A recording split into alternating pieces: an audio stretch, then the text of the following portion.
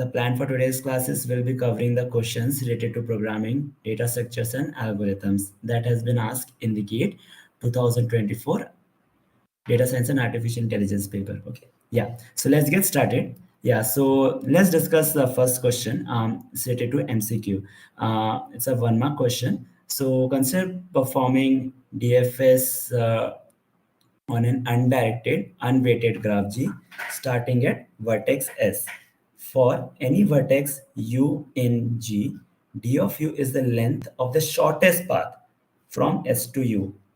Okay, and let U comma V be an edge in G such that D of U is less than D of V, means distance from source to the vertex U is lesser than distance from source to vertex V. Now, if the edge U comma V is explored first in the direction from U to V during the above DFS, then U comma V becomes a which type of edge? Okay, yeah. So let's discuss this question. So let's try to understand this question with the help of drawing a graph. Okay, so I'm having this scenario where, say, I'm drawing this graph. Let's say I'm having an edge. I'm having a graph with 3 vertices, A, B, and C. Okay, so let's say let's say our source vertex is S. Okay, source vertex S, in this case, let's say it is A. Okay, now we are having something called as, let's say, U comma V, like it's an edge. So let's assume that U comma V, that is here, it is equivalent to B comma C over here. Okay, like BC is an edge, so here it is like BC. Now the question is saying that let's try to apply DFS traversal. So if I'm applying DFS traversal, students, so again in the question it is being clearly mentioned that it is an undirected. Okay, and what else is being given? It's an undirected and unweighted graph. Okay, it's an undirected unweighted graph. Yes, it's an undirected unweighted graph. So now in the question, let's if I'm try to apply DFS traversal, so what it will happen, I'll be starting with A, then I'll be starting with B, and then I'll be starting with C. Okay, so like A to B, B to C, and then C to A. So can I say, students, like I will be having C to A as some other edge? Let's say if I'm having edge from C to A. Okay, like this is being covered, but an edge from C to A, it has not been taken care. Okay, so like from edge C to A, okay, in this case what will be happening, that we'll be having something called as a, like an edge which is not the part of the DFS tree edge. Okay, so what is an edge BC over here, students? Can I say BC? Okay, before coming to that, what is D of B over here, students? What is D of B? What is D of B, students, over here? Can I say D of B is 1? Yes. Okay. Similarly, D of C will be what? D of C will be distance from A to C. Like we are having 2 edges, it's an undirected, unweighted graph. So distance like from vertex A to vertex C will be 2.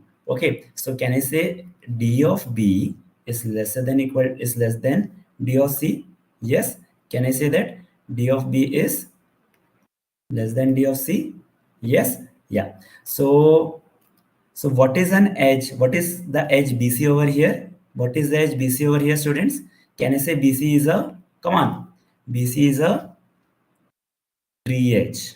Okay, BC is a tree edge over here. Yes, so the answer to this question is option A. Okay, yes, did we got it? Students, please let me know if you have any doubts. Yes, I hope it's very clear. So in the question, it is very clearly mentioned that distance of U, it is lesser than distance of V. Okay, distance of U, it is lesser than distance of V. It is clearly mentioned over here. So what we have to do, like, and U comma V is an edge also. So now assume that if I'm standing at so if I'm standing at node U and then I'm trying to apply DFS, so definitely node V will come. Okay, so that's why it's a tree edge over here. Okay, yeah. So I hope it's clear. Yeah, let's discuss the second question, students. I'm giving you a minute to think. What is the answer to this question? Come on, it seems to be trivial.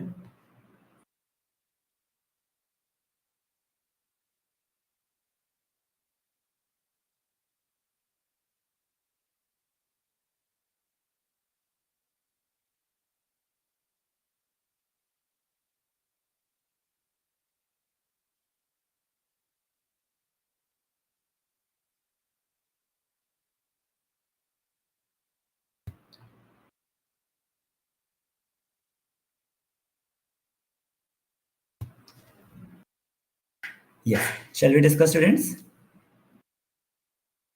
Yeah. So before coming to the matching, like we all know, right? What is stack?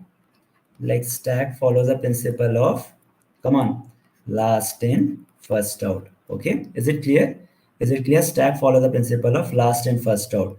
Queue, what does it follow? It follows the principle of first in, first out. Okay. And and one question that has been mentioned over here is related to hash table. So lookups that we all do, it's related to the hash table. So in hash table, we'll be performing the lookups. Okay. Yeah. So what is the answer to the questions in this case, students? So P will be matching to which? First in, first out. So it will be matching it to Q. So can I say P option will be matching it to second? Yes. Now, come on, students. P will be matching it to second option. Now, R, last in, first out. Last in, first out, it will be stack. Okay. Now, lookup operation. Lookup will be doing, yes, you got it. Remaining is hash table only. So it will be third. So which is matching, students? P second, P second. Yes, yes. Very good, Pranav. Yeah. So in this case, P second, R is first, R is first, Q is third. Okay. So yeah, A option is correct. Good. Very good. Yeah. Yeah. We'll be coming to this question in a while. Yeah. So consider the following tree traversal on a full binary tree. Okay, now which of the following traversal options is the sufficient to uniquely reconstruct the full binary tree? Come on, what we have given the answer in the GATE exam? Come on, students, what answers we have given? We have tried to given.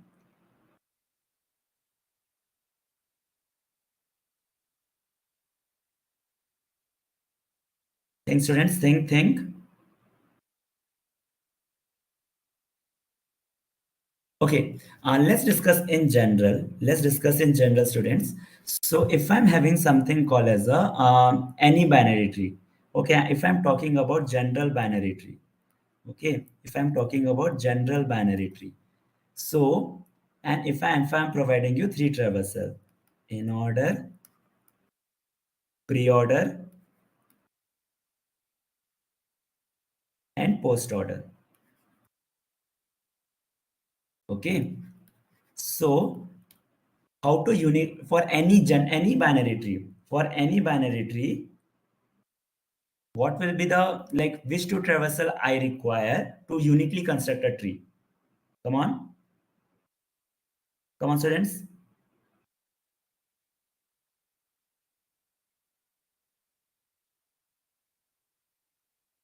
Yes, I think we have discussed this in the class. So, in order with pre-order, in order I'm writing, okay, in order and pre-order, okay, in order and post order. Okay, so when we are doing this, we can uniquely identify the tree. Okay, we can uniquely identify the tree in this case. Yes, so this is for general binary tree. This is for general binary tree. Okay, in the question it is being clearly given full binary tree. Come on, what is full binary tree?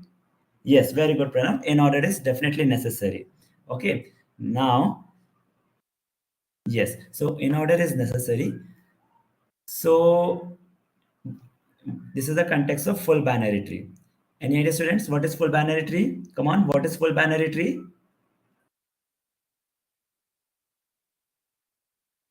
Full binary tree. Come on, reply. Come on. Your response means a lot to me. We have discussed in the class what is full binary tree. Like a tree where, come on, where each node has 0 or 2 children. Okay, so that is full binary tree. Okay, now what they have asked, like consider the following tree traversal on a full binary tree. Now which of the following is a sufficiently to uniquely reconstruct the full binary tree? Come on, the question is the following. If I'm providing you a pre-order and a post-order, can I uniquely construct a full binary tree? Okay, let's discuss, students. Let's discuss. Say I have given you a pre-order. Okay, I have provided you a pre-order. It is 7, 5, 3. Okay, come on. I've provided you a one pre-order. Okay, 7, 5, and then 3. How many trees we can construct? How many trees we can construct? Assuming I have to construct a full binary tree. Come on. Come on, think students, think. How many pre-orders I can, how many full binary tree I can construct with pre-order being given as 753? Come on, how many full binary tree we can construct? I've just provided you a pre-order.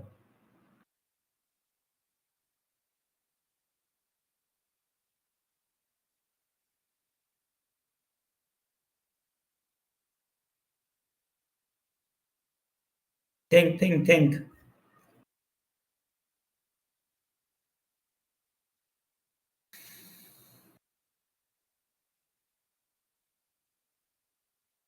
Think students. Can I say I can construct only one in this case? 7, then left subtree, and then right subtree. Yes, I can construct this. Can I construct this 735? No, because it is a full binary tree. Okay. Yes. Come on, students. Come on. Your response means a lot to me. Yeah. So 7, 5, and then 3. This is the one thing we can construct. Okay. So yes, for full binary tree, students, for full binary tree. Okay. So for full binary tree, with pre-order and post-order, we can also construct a unique full binary tree. I'm writing for pre-order and post-order traversal, one can uniquely construct full binary tree. This is very important, students. Full binary tree. Okay. So for pre-order and post-order traversal, so I should write in this way. Okay. Given pre-order and post-order traversal, one can uniquely construct full binary tree. Okay, why? Because there is a structure, like we are having something called as a left subtree, and we know that there is something called as right subtree also. Okay, so that's why students are left subtree and right subtree when there is a proper structure, right? So in that sense we will be saying that we can always do the traversal, like we can, with given pre-order and post-order, one can uniquely construct full binary tree. Okay, so we all know for any general tree, like in order and pre-order, it will be working. So in order and pre-order is answer. Okay, then in order and post order, with that also we can construct, but with pre-order and post order, in that sense also, in that case also we can construct the unique full binary tree. Okay, so C is also the correct option. Okay, so the answer is, this was multi-select question. The answer is A, B, and C. Okay, yes. Any doubts, students?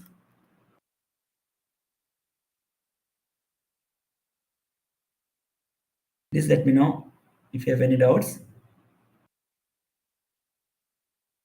Yeah. Okay. Yeah, we'll move to next question. Come on.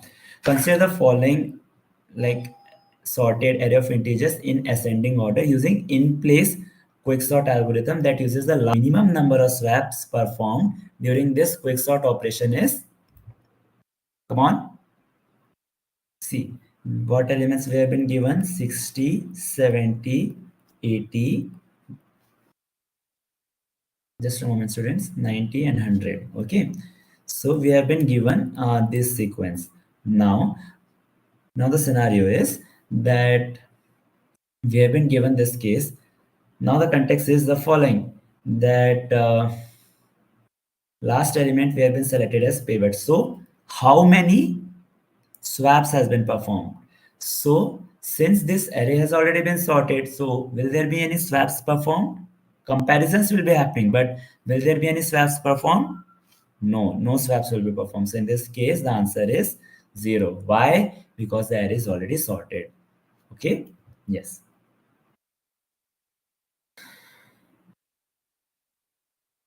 Yes, students, come on. Another, it was a numerical based question. So we have been given a doubly ended queue. What is the meaning of doubly ended queue, students? Doubly ended queue is where insertion and deletion can happen from both the ends. Okay, doubly ended queue means insertion, insertion and deletion. Insertion and deletion can happen from both the ends. Okay, generally we say Q is first in first out, where insertion happens from one end and deletion happens from their end. But this is very important, that in this case what will be happening is that insertion and deletion both will be happening from both the ends. Okay, can happen from both the ends. So let's try to draw the queue. So first, what they have been mentioned, see, insert first. Okay, so this is the case scenario, that assume I'm having this part. Okay, this is my initially empty queue. So first 10 will be inserted. So insert first means it will be inserting at the front. Okay, so this is my front pointer. Now insert last. So at last it will be inserted. So 32 will have been inserted here. Now we are having remove first. Okay, so when I'm doing remove first, so what will be happening is that, like, this is my variable a, so I'm removing first. So element 10 would have been deleted. So when element 10 would have been deleted, what would have happened? What would have happened, that a would have kept 10. Okay, but now where will be my front pointing to? My front will be pointing to here. Okay, so this is my front over here. Yes, yeah.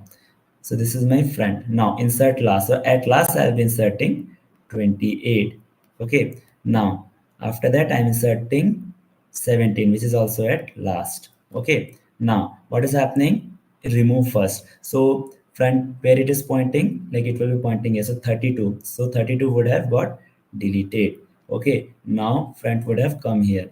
Now, what they're saying, remove last. So, what is the last element that would have been removed? So, the 17 is the last, so 17 would have removed.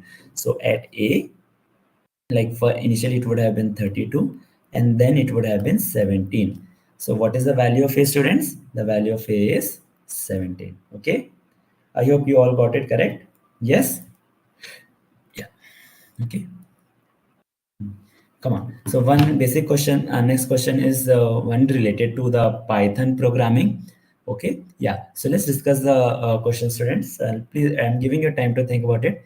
So we have a count method, okay, which is doing some recursive calls, and then we are having a child dictionary, which is named as child underscore dictionary. Okay. So what is the answer for this question? Like 0, 1, 2. Okay. 1 2 3 4 5, and then we are printing whatever the count function is returning. Okay, come on, take a moment and think about it.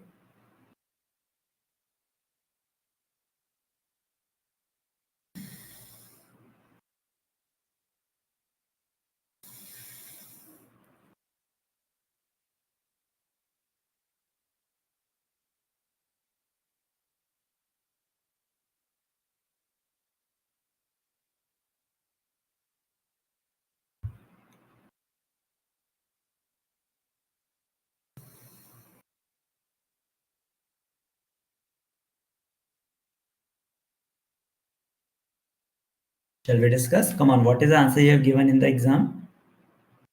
What is the answer you have given in the exam, students?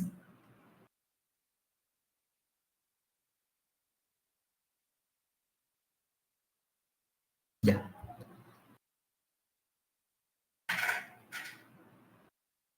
So let's discuss the code snippet, students. So what we are having is like child underscore dictionary. So we are having a dictionary method. We are calling dictionary method, and let's discuss this line, students. Like we are discussing. So we have a count definition, like count method. So like this is the initialization part. So child underscore dictionary, like this is a variable which is a dictionary, and then we all know dictionary, it stores the value in the form of key value pair. So here key is an integer and value, you can think that okay, I'm writing here, okay, let me here put in this way. Yeah. So what is happening that we are having something called as a child dictionary. Okay, so child underscore dictionary, so like this is a dictionary, students, and we all know dictionary, what does it contain? It stores the value, it stores the value, stores the, I should say, stores the data in key value format. Okay, it stores the value in key value format. Yes. So now what we are having, like child underscore dictionary, we are having child underscore dictionary. In this, what we are storing, for 0 we are storing a list, or we can think of it as an array having the values 1 2. For 1 we are storing the values 3 4 5, and then for 2 the value is has 6 7 8. Okay, now yes, so you can think that this is key and then this is value. Okay, so for 0 it is happening, and for 1 2 it is happening like this. Okay, now what we are saying, a count of child underscore dictionary is 0. So before actually executing it, let's try to understand what is this code snippet is doing. Okay, if I is not in child underscore dictionary dot keys, then we are returning 1. Okay, so let's assume if I'm pass C. So what are the keys that we are having? This method, this line number.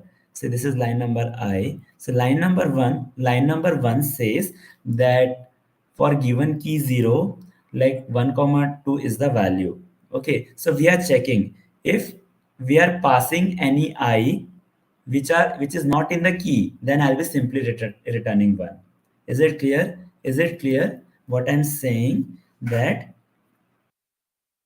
if I is not the part of key, if I is not the part of key, if I is not the part of key, then count will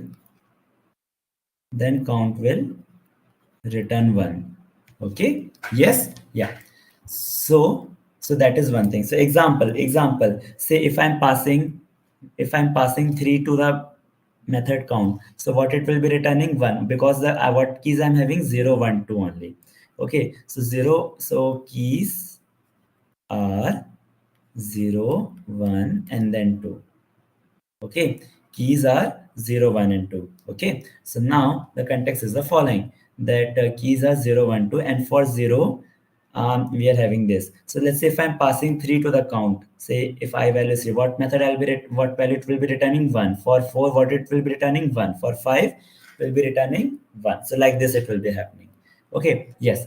So please always on the screen. So when I'm doing child, so what we are passing, we are passing of count. So assume that if I'm passing the value of I, and that value is present, and that is present as a key, so what it will be happening, we are doing this recursive call, count of whatever the values that child has, that key has. Okay, yeah.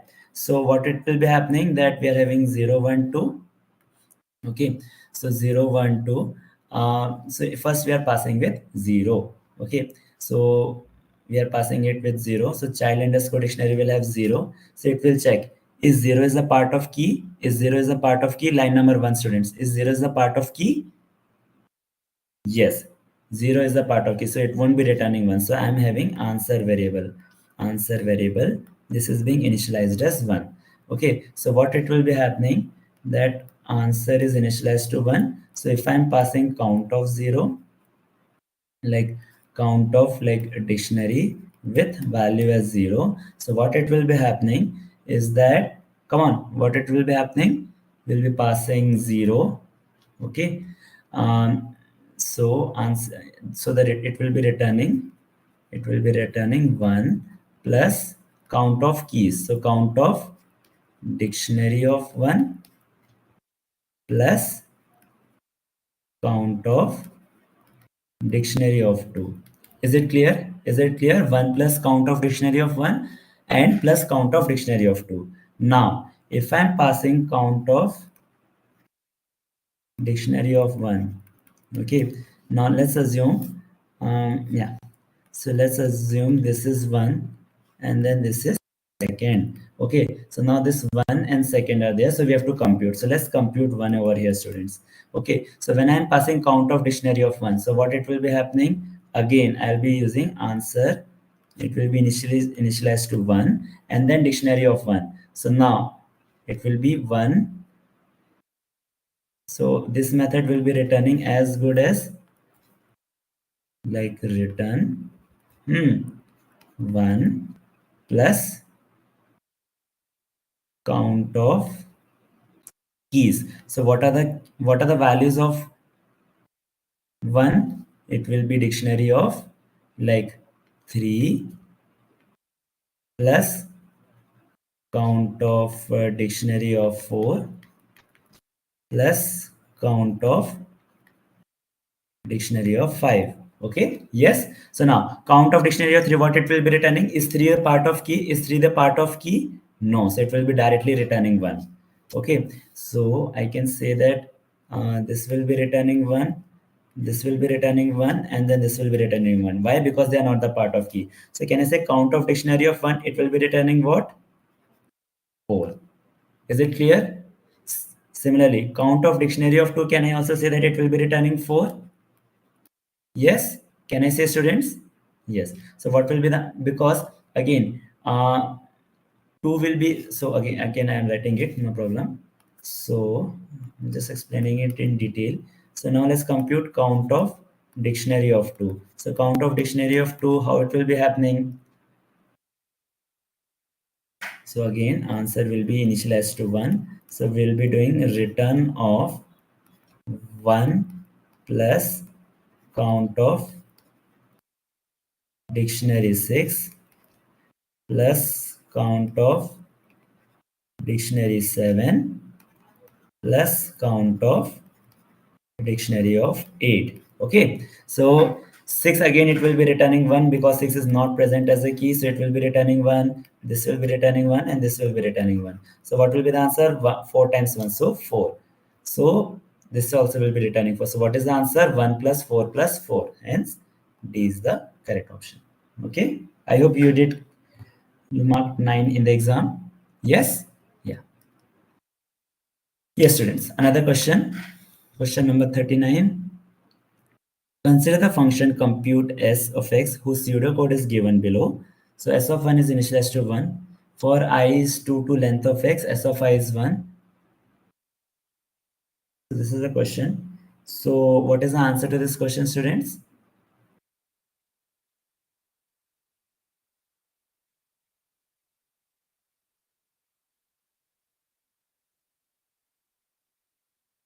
Come on, students. It's a simple Python Not, I would say, any programming language thing, but yeah, what is the answer to this?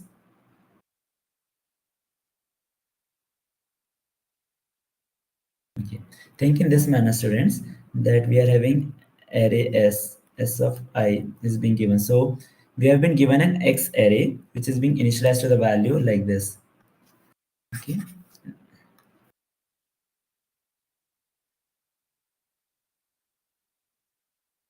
So what is the X array, students?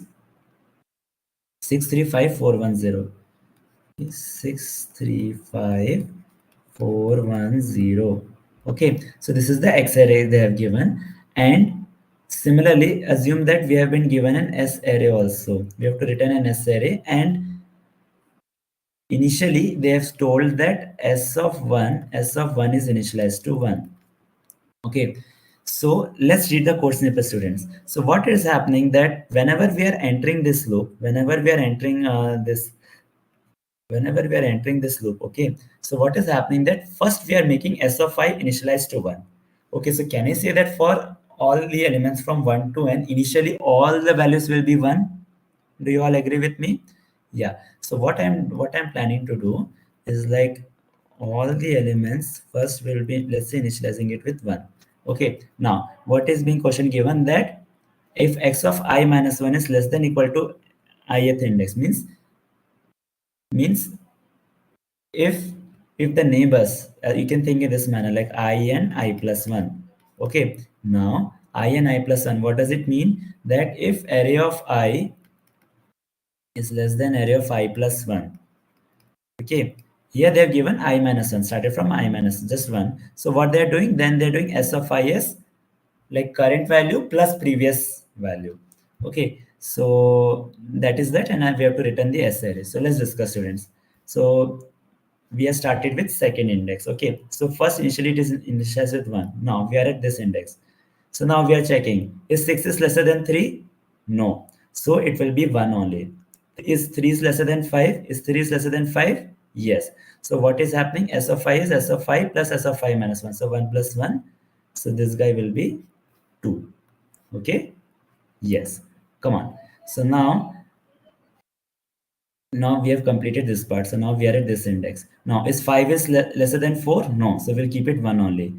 Is 1 is lesser than, is 4 is lesser than 1? No, so we'll be here only, like it will be 1 only. Okay, so now just a moment. Okay, this is 10, I'm sorry. This is 4, and then this is, sorry students, we, instead of writing this, we have made this. Okay. Yeah. So is 4 is lesser than 10? Yes. So what we'll be doing, S of I is current value plus previous value. So 1 plus 1 is 2. Okay. So double 1, 2, 1, 2. So that is the answer. So which option is correct? C option. Okay. So I hope it's very clear. Okay. How we have to perform.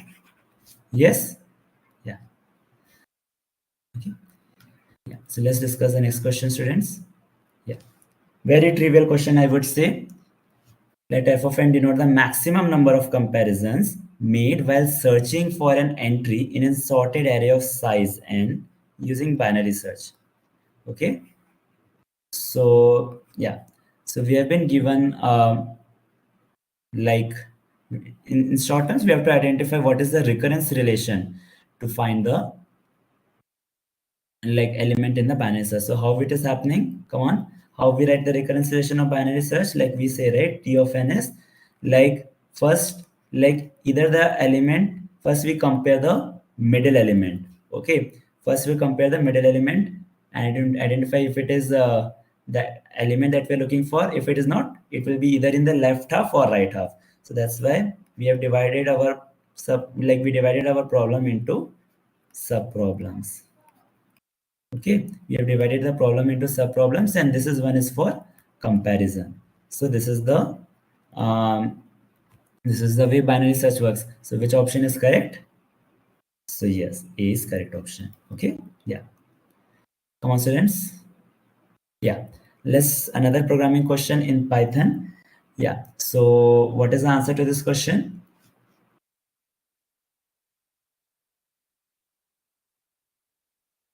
Okay, what does this line number does? What does this line does? It is basically swapping, performing swapping when, like, if there is an element at index s1 and index s2, so index s1 and s2, like elements that will get swapped. Okay, so when we are doing fun, again we are doing the recursive calls. So if you observe it carefully, what is happening every time s1 plus 1 and s2 minus 1. Okay, so let's try to discuss this code in detail. Okay, so what is happening, assume I'm having various elements 2 4 6 8 10 12 14 16 18 like this. Okay, and assume my s1 s1 value is pointing here. Okay, and my s2 is pointing here. Yes. My S1 is pointing here and my S2 is pointing here. So what it is happening? First, I'm checking is S1 is lesser than S2? Yes, this is at the index. Okay, I'm writing they are index. Okay, these are index. Now 6 and 16. So are the elements like smaller? Like, yeah, S1 is smaller than S2. So 6 and 16 will get swapped. So 16 will be coming here and then 6 will be coming here. So now what is happening? S1 plus 1, next recursive call is S1 will be coming here and S2 will be coming here. So again, S1 and S2 are smaller. So what it will be happening? 14 and 8 will get swapped. So 14 here and 8 here. Okay, then will be further move. So 10 and 12. So it will be 12 and 10. Now here also S1 and then S2. So now again, if I'm doing, so S2 will be coming here and S1. So is S1, now ask yourself, is S1 lesser than S2? Is S1 lesser than S2, students? Is S1 lesser than S2? No. So in this case, we'll stop. So what has happened? What has happened, students? Like from 6 to 16, if you focus, so the elements got reversed. Okay. So now which option seems to be correct? It finds the smallest element in D? No. It performs a merge sort in place? No. It reverses the list D between indices S1 and S2, both inclusive. So yes, this is correct. C option is correct. Okay. Yeah. So yeah, we'll be coming to this question now. Yeah. Consider the following sorting algorithms: bubble sort, insertion sort, selection sort. Which one among the following choices of sorting algorithms sorts the numbers in the increasing order after exactly two passes over the array? Okay. So 43215, 43215. Okay. So if I've been given this array, so let's try to apply bubble sort first. Okay, so when I'm applying bubble sort,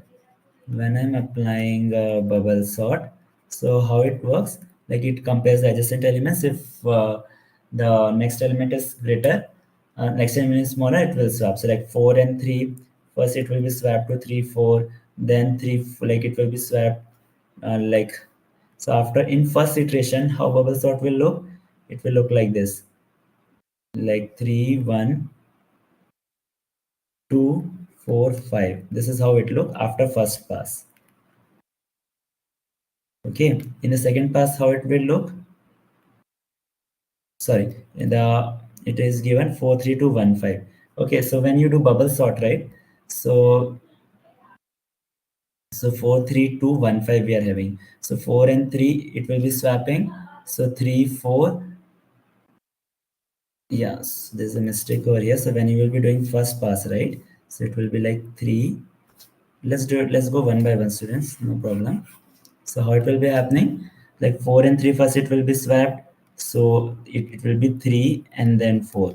Okay. Now 4 and 2 will be swapped. So it will be like 3, 2, 4. Then 4 and 1 will be swapped. So it will be like 3, 2, 1, 4. And then 4 and 5 it's smaller. So yeah. So this is the first pass. Okay. In bubble sort. How the second pass will be looking, students? 3 and 2. First it will be swapped in the second pass. So it will become 2, then 3, so 3 and 1, so now it will be like 1 and then 3 and then and 4 5. So this is a scenario in the second pass. Okay, now in the third pass, how it will be looking? In the third pass, actually 2 and 1 1 2 3, 4, 5. So in the case of bubble sort, it's requiring 3 pass. Yes, it's requiring 3 pass. So yeah, so bubble sort it's not happening in 2 pass. Okay, so definitely first is not the option. Insertion sort, it's very trivial. In this case also it won't be happening in the 2 pass, because um, like all the elements needs to become, so definitely it requires more than 2 pass, I would say. So insertion sort is not the answer. Selection sort, students, selection sort, how it will be working, like 4, 3, 2, 1, 5. How selection sort works, like first it will be starting with 4. Okay, so we are doing for the selection sort now. Okay, we are starting with selection sort now. We are doing with 4. Okay, so 4, like we have fixed, and then which is smallest, 1. So 1 will be swapped with 4. So after first pass, how it will be how things will be, it will be 1, 3, 2, 4, and then 5. Okay, so this is after first pass. Okay, second pass, how it will be happening, now we'll be fixing this. Okay, so now which is the smallest among all, 2. So in the second pass, like it will be swapped with 2. So 2, 3, 4, 5. So in the case of second pass, it will be working fine. Yes, so yeah, so if the question is asked in the increasing order after exactly 2 passes. Okay, so after exactly 2 passes, what is the answer, students? Only selection sort is giving the answer, so B is the correct option. Okay, yeah, come on. Now consider the directed acyclic graph given below. Which of the following is a valid vertex ordering that can be obtained from a topological sort of this DAG? Okay, PRQ. Okay, so let's try to draw the diagram.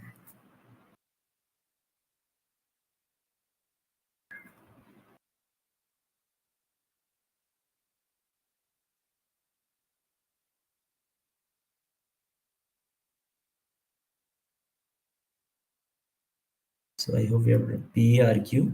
Yeah,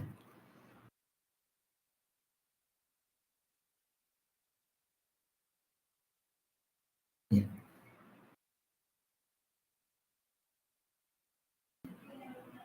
Yes, come on. So it's a topological ordering, students. This question is related to topological ordering. Okay, so how topological ordering works, we all know. So like we'll be starting with that vertex whose in degree is 0. So I'm again start with the vertex. Let me write here. Yeah. So start with that vertex whose in degree is 0. Okay. Yeah. So yeah. So which will vertex will be starting? We can start with either P or R. So we can, let's say we are starting with P. So after P, I have to start with R only, right? Because Q has in degree 1. So we have done P and then we have done R. So once P and R has been done, which we can write after P and R, Q I can do. Okay, so this Q has been done. So after Q, which vertex I can visit? Either S or V. So PRQS or PRQV. So after S and V, which vertex I can visit? I can visit either V or T, or after V, I can visit either S or U. Okay, so let's check the option, students, which seems to be correct. PQRSTUV. So they're saying PQR. Definitely A is incorrect. Okay, A is incorrect. How about B? How about B, students? PRQ, V, and then S, then U, and then T. Yeah, so this is also correct. So B is correct option. How about C? PQR. Definitely this is incorrect. Okay, because after P you have to do R. So PRQ, SVTU. So D is correct option. Okay. Yeah. So yeah. So the final answer is B and D. Okay. I hope you have marked this question. We have done similar questions in the class also. Okay. Yeah. Come on. Next question, students.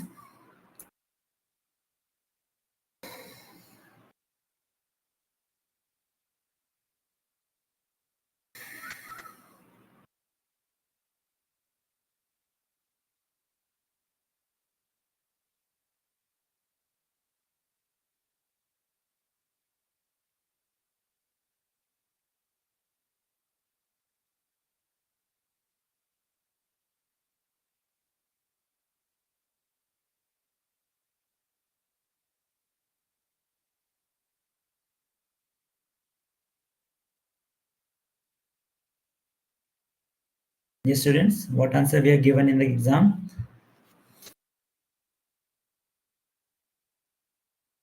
Okay, we all know, I hope you all remember, like in the class, we have discussed that like the relation between number of leaf nodes, number of leaf nodes, and number of leaf nodes and number of nodes with two children. Come on, can you guys recall? Can you guys recall this question? Number of leaf nodes and number of nodes with two children.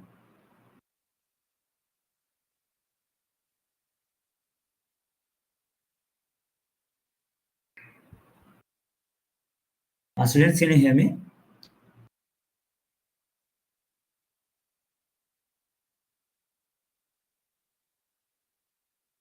Yeah. So number of leaf nodes.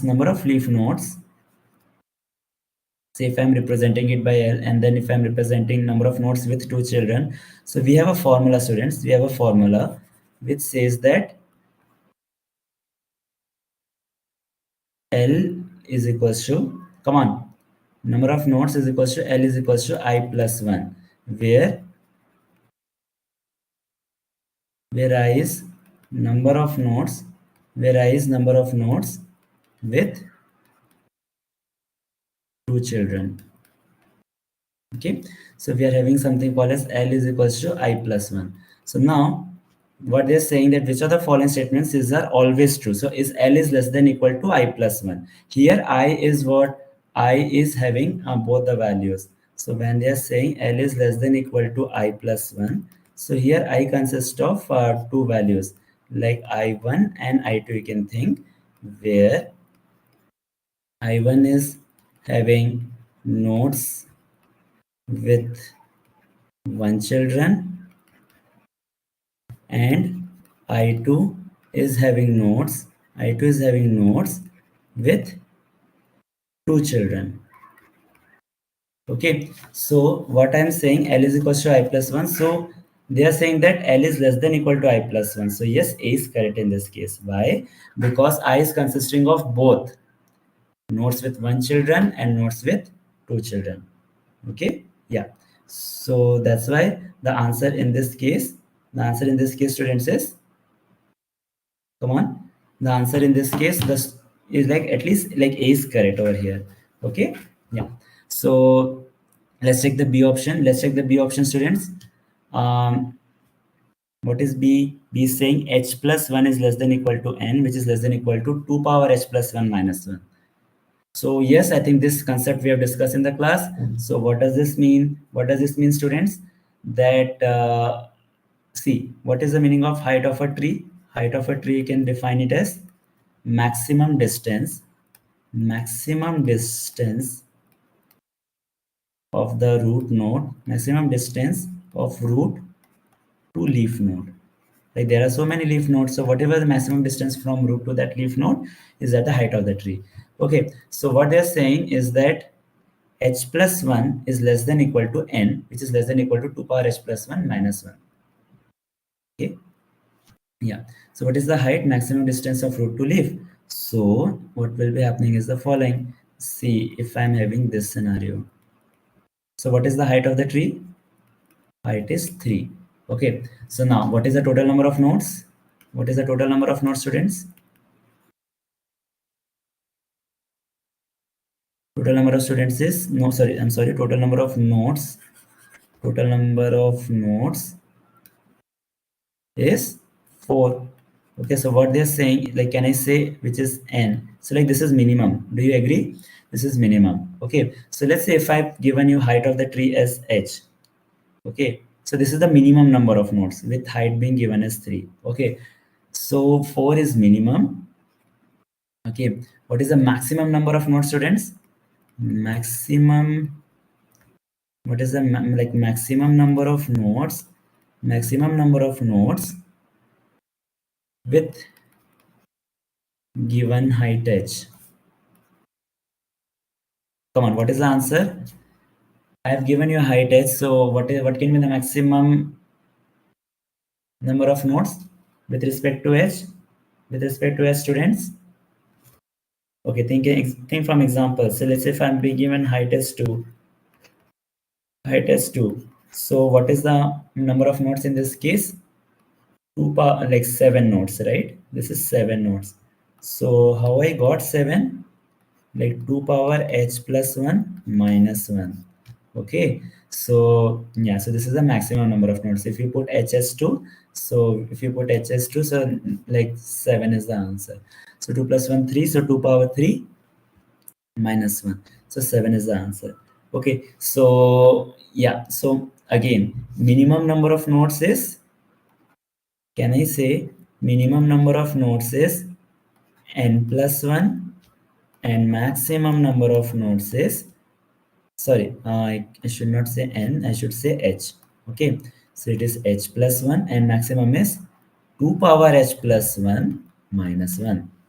Okay, so now let's check the options what they have given. Yes, h plus 1 is less than equal to n, and then this, yes, b is also correct. Okay, b is also correct. How about c? How about c, students? So now this is with respect to the internal nodes. So h is less than equal to I, which is less than equal to 2 power h minus 1. Okay, yeah. So so in the question, like they have not clearly mentioned that whether to consider root node also as an internal node, but I will consider like for this question as internal nodes. Only thing is, we won't be considering the leaf node as an internal node. Definitely, it's very clearly mentioned that leaf nodes are different than the internal nodes. Okay, so now let's again think in this perspective, students. Yeah. So if I'm having let's say 3 nodes like this. So what is the height, students? 1, 2, 3, 4. Height is 4. Okay, height is 4 over here. So how many internal nodes are there? How many internal nodes?